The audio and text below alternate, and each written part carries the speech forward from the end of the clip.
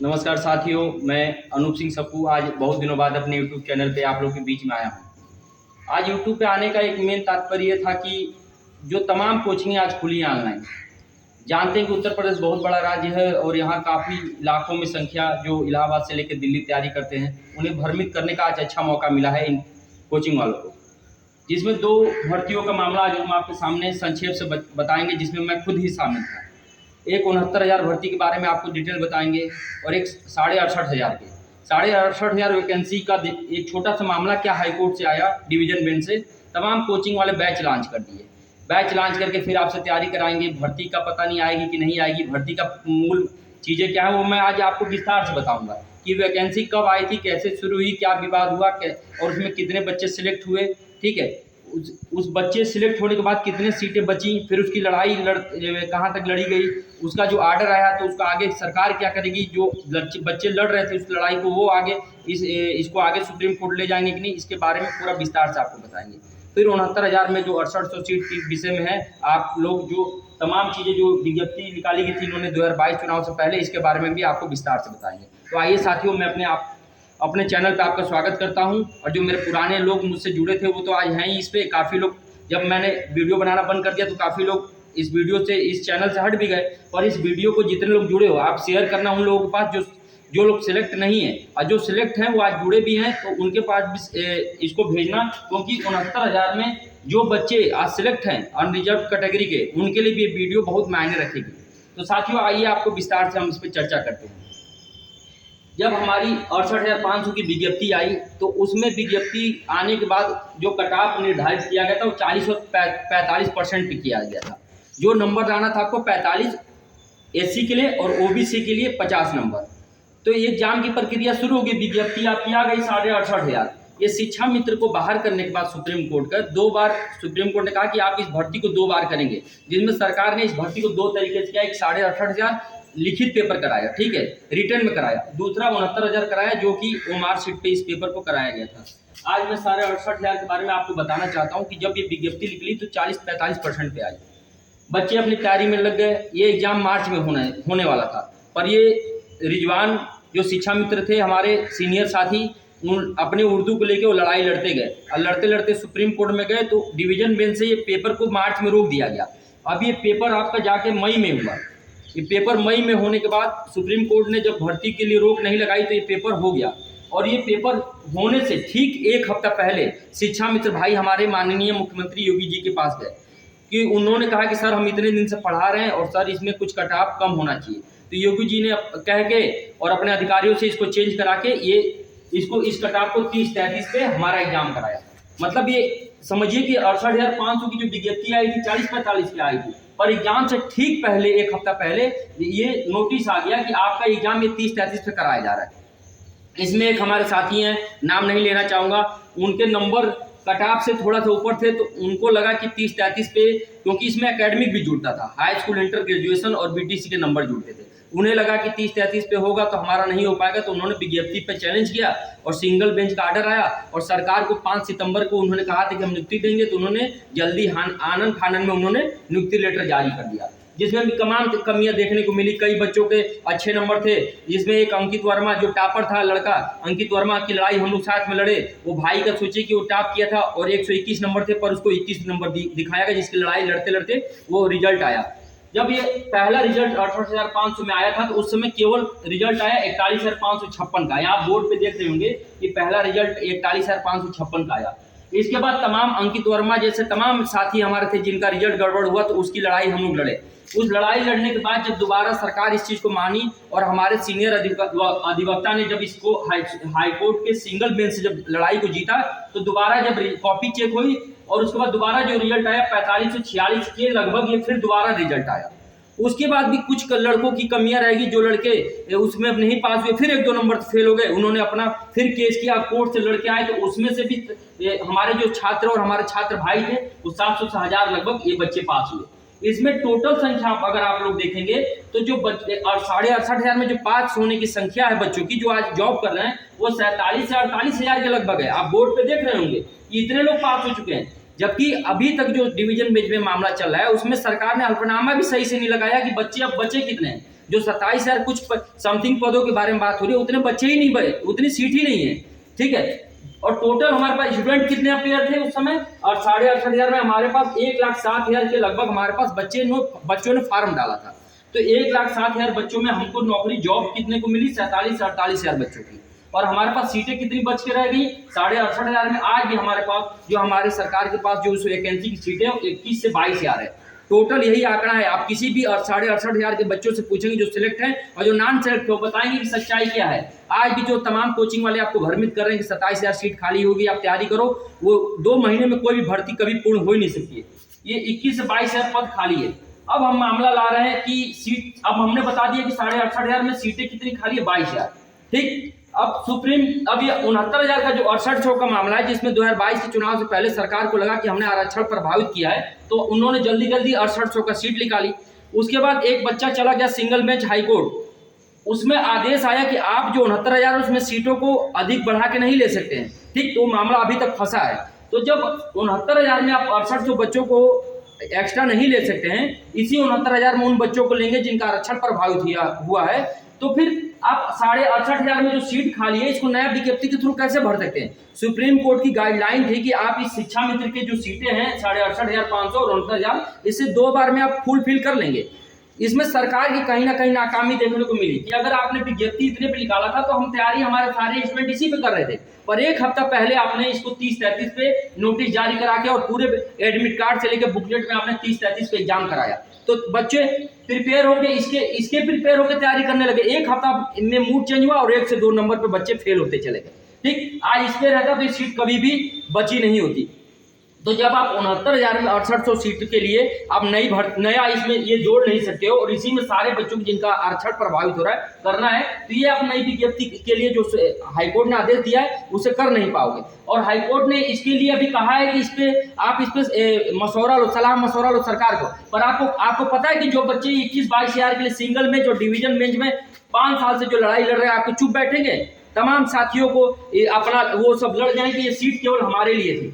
आप इन्होंने कहा है कि हम एज रिलैक्सेशन देंगे। जो बच्चा उस समय 40 साल का था और अब उसको लगा कि हमारी नौकरी अब नहीं मिलेगी, तो अब 40 साल लास्ट एज थी उसकी। एक टीचर की प्राथमिक की लास्ट एज 40 साल होती है यूआर की, और 5 साल ओबीसी और SC ST की जो छूट होती है वो है।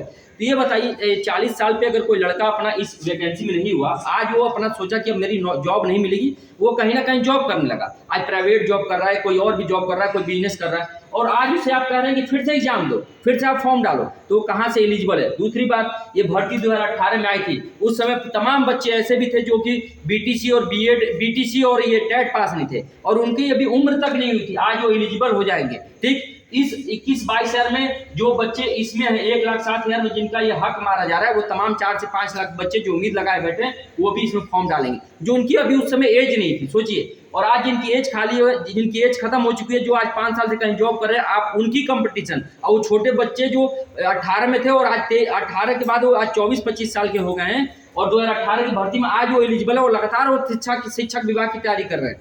वो प्राइमरी स्तर की तैयारी अब 5 साल से कर रहे हैं कि वैकेंसी आएगी 2019 तो 69,000 के बाद से तैयारी करें, तो कंपटीशन तो बहुत अंतर आ जाएगा। फिर ये शिक्षा मित्र के भाइयों के साथ और तमाम ऐसे सीनियर बच्चे जो स्टूडेंट है जो इसमें खाली आज भी कहीं जॉब नहीं पाए हैं, उनको आज धोखा उनके साथ हो जाएगा।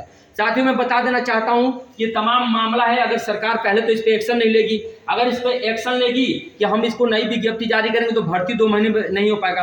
फिर 2019 के बाद से आज तो कोई वैकेंसी नहीं आई है, तो उसमें कम से कम 4-5 बच्चे ऐसे हैं जो टेट पास CTET पास हो चुके हैं, ठीक।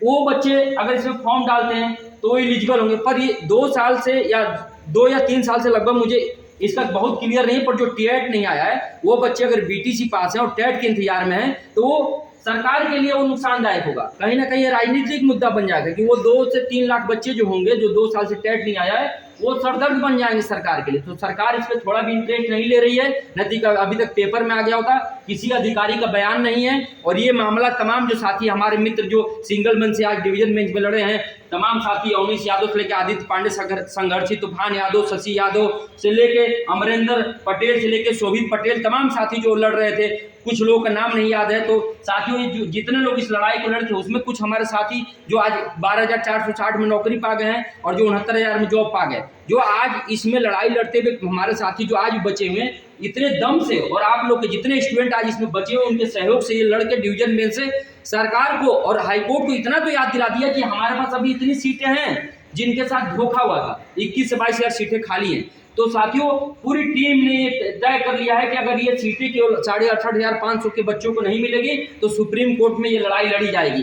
तमाम जो कोचिंग आपको भरमा रही है कि नई वैकेंसी आएगी, मैं गारंटी के साथ कर रहा हूँ। जो मैंने यूट्यूब चैनल पे अपने कहा है, आज मेरी पुरानी वीडियो देख लीजिएगा, सारी बातें सही है, क्योंकि मैं खुद एडवोकेट हूँ और मैं सारी लड़ाई लड़ा हूँ और इसमें मैं खुद एलिजिबल रहा हूँ। और अपनी लड़ाई से बच्चों को ये जो सीट दिख रही है, ये लड़ाई का पता होगा, ये जो सिलेक्ट बच्चे की किसकी लड़ाई से मिला है। तो साथियों, मैं बता देना चाहता हूँ कि आप लोग भ्रमित ना हो। नए बच्चे जो आंदोलन करना चाहते हैं, उनका हक है, वो आंदोलन करें 5 तारीख को, वो अपनी सीट की मांग करें, सरकार के ऊपर दबाव दें, पर कहीं ना कहीं कोचिंग के भरमावे में ना आए।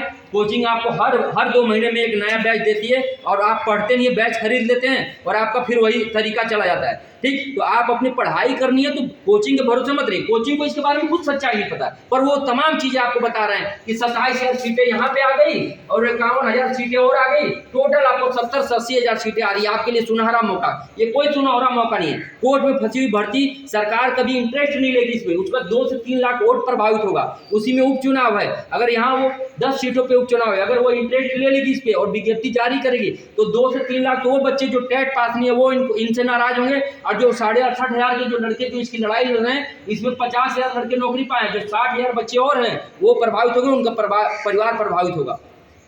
तो साथियों, मैं बता देना चाहता हूं कि तमाम जो अधिकारी हैं और जो माननीय मुख्यमंत्री के कोई भी मंत्री हो, किसी का अभी तक कोई पेपर में, कोई न्यूज़ चैनल पे कोई आधिकारिक बयान नहीं आया है और ना इस पे बयान आएगा भी, क्योंकि ये मामला अब जा रहा है सुप्रीम कोर्ट। ये लड़ाई लड़ी जा रही थी कि इसमें 68,500 का या तो आप 30-33 विज्ञप्ति पे हमको ले लीजिए या ऊपर से नीचे आप सिलेक्ट बच्चों को मेरिट डाउन करते हुए ले लीजिए। और जितनी सीट बची है लगभग उतने ही बच्चे अब बचे भी हैं, उतने ही बच्चे आपके हैं जो कि इतने हैं जो कि जिनको नौकरी मिल जाएगी। उसमें भी मेरे तमाम शिक्षा मित्र भाई हैं जो 50 साल की एज हो गई है, अब 55 साल की एज, जो उनके लिए एक सुनहरा मौका था और उनके घर का एक दिया जल जाएगा इस भर्ती से। अगर उन्हीं की सीट थी और उनको देना चाहिए था। जब वो लड़ाई लड़ रहे, एग्जाम देने के लिए तैयार हैं, टीटी पास भी हैं, तब आप जबरदस्ती 40-45 पे आप तो विज्ञप्ति निकाल के और 1 हफ्ता पहले आपने बयान दे दिया और नोटिस जारी कर दिया कि 30-33 पे भर्ती कराई जाए। तो साथियों, एज रिलैक्सेशन में मैंने बता दिया कि कैसे बच्चे प्रभावित हो रहे हैं।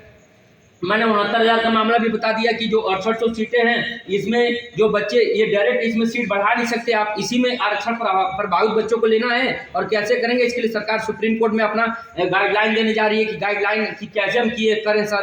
ठीक है, तो सोचिए जब 69,000 भर्ती को आप नहीं बढ़ा सकते हो तो इसमें आप नए बच्चों को कैसे शामिल कर सकते हो। अब भर्ती सुप्रीम कोर्ट का जो गाइडलाइन का जो आदेश आया था शिक्षा मित्र के लिए कि 2 बार में इस भर्ती को करना है। ठीक, और बच्चे आपको एलिजिबल है, यहाँ पे मिल रहे हैं। ठीक है, और बच्चों की गलती भी नहीं है, 40-45 पे भी वो तैयारी कर थे, पर 1 हफ्ता पहले आपने 30-33 पे एग्जाम लिया तो उनकी गलती नहीं थी, आपको इसी पे रिजल्ट देना चाहिए था। तो तमाम साथियों को मैं बताना चाहता हूं कि इस YouTube चैनल पे जो बातें बताई गई, आप विस्तार से इसको देखिए, आपको सारी बातें समझ में आएगी। टोटल सीट ही हमारे पास 22,000 है, 27,000 तो ये एफिडेविट सरकार के पहले रिजल्ट पे लगा है, जो 41,556 आया था, उसके बाद ये जो लड़के जॉब पाए हैं उसी में पाए हैं। तो आपके पास केवल 22,000 सीटें केवल बची हैं, और जिसके लिए सरकार थोड़ा भी इंटरेस्ट नहीं ले रही है। मैं अंदर की खबर बता रहा हूँ, और ये इसकी लड़ाई अब तमाम मेरे साथी जो लखनऊ बेंच की लड़ाई लड़ रहे थे, हम लड़ रहे हैं अपनी लड़ाई, हमारे साथ जो बच्चे जुड़े थे, ये सुप्रीम कोर्ट मामला जा रहा है और पूरी मजबूती से जा रहा है। इसके लिए अभी तक जो बच्चे हमारे साथियों का सहयोग नहीं करते, सब लोग अब सहयोग करेंगे और ये लड़ाई लड़ के लेना है 22,000 सीटें। हम इन बच्चों के लिए है जो 68,500 में आज भी ऐसे घूम रहे हैं, आज प्राइवेट जॉब कर रहे हैं, कॉन्वेंट स्कूल में पढ़ा रहे हैं। तो ये लड़ाई लड़ी जाएगी, सुप्रीम कोर्ट में लड़ाई जाएगी, और आप लोग खुल के समर्थन करिए। और इस यूट्यूब पे जो बातें कही गई इसको शेयर करिए, जो सिलेक्ट बच्चे उनके पास भी और जो नहीं भी सिलेक्ट उनके पास भी, और इन बच्चों के पास भी सिलेक्ट करिए कि जो 69,000 बच्चे हैं, इनमें ये रिजर्व वाले जो अपनी लड़ाई लड़ रहे हैं, ये अपनी लड़ाई कहाँ लड़ रहे हैं, और अनरिजर्व कैटेगरी वाले अपनी लड़ाई क्या करेंगे। जो 19,000 लड़के जो ओवरलैपिंग से नहीं हुई है, वो बच्चे जो 19,000 अनरिजर्व वाले हुए, वो लड़ाई अपनी कहाँ लड़ रहे हैं, क्योंकि बिना लड़े आज भी ये उत्तर प्रदेश है, उत्तर प्रदेश में आपको पुलिस की भर्ती और शिक्षक भर्ती में आपको 5 साल 10 साल बाद भी आपको डर बना रहता है कि आपको भर्ती से कब बाहर कर दिया जाए।